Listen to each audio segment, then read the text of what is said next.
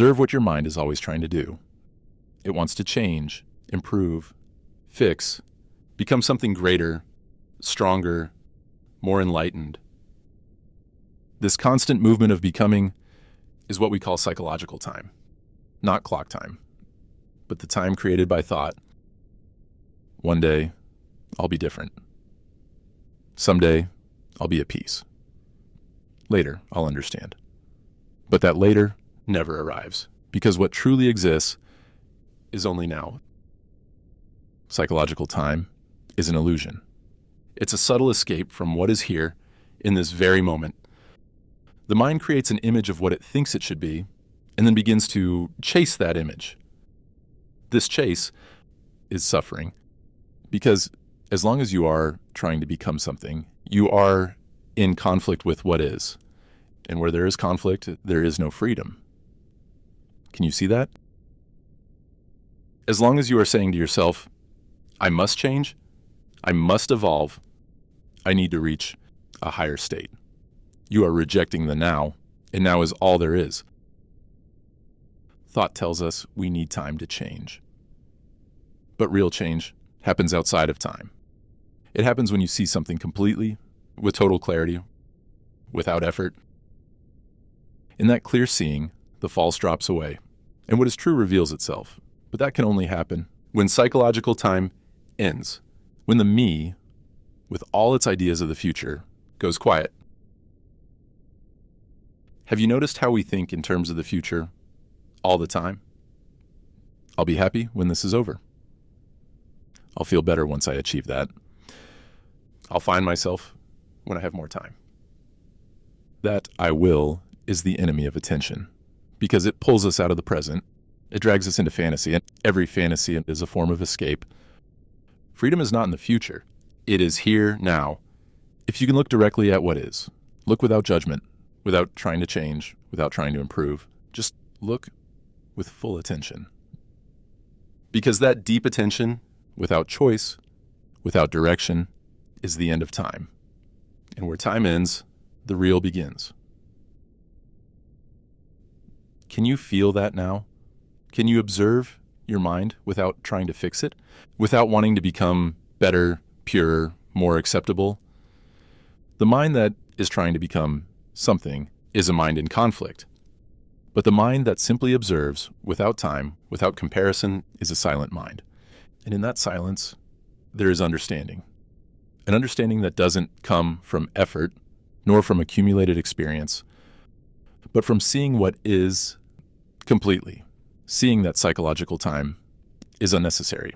Seeing that becoming is an illusion. Seeing that now is everything. And now doesn't need you, now simply is. And in that being, there is peace.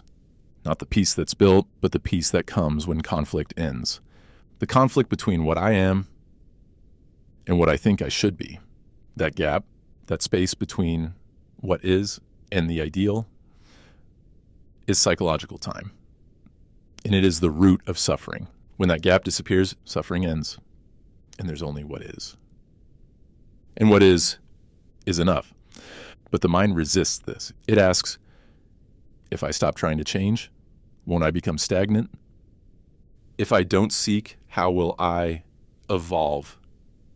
See, that too is part of the illusion, because the idea of stagnation only exists when there is comparison. You compare yourself to an image of who you should be and feel insufficient.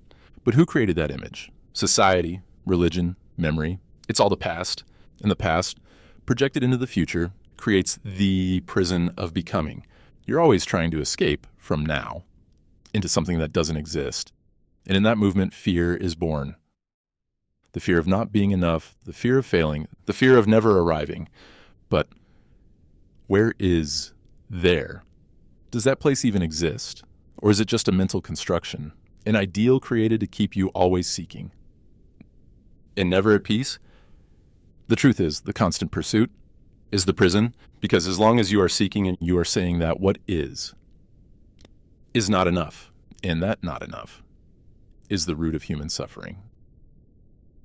So what if you stopped right now, not out of resignation, but out of clarity?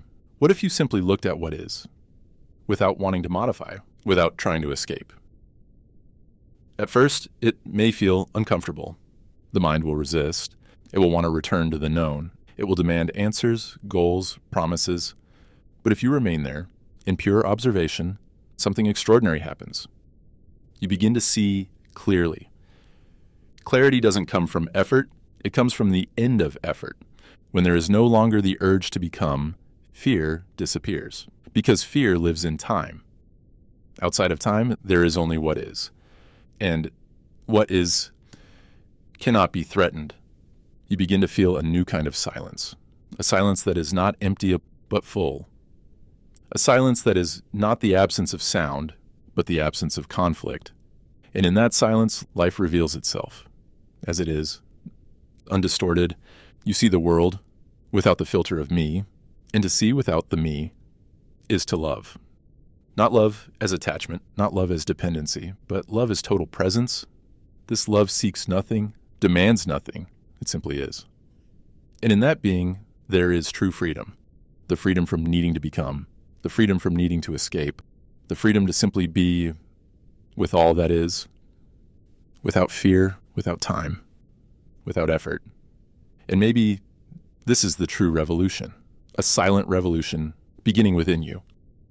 And it doesn't depend on tomorrow, because there is only one real moment, this one. The matrix is complex, but each of us holds a part of the solution. Drop your thoughts in the comments, and together we'll see beyond appearances.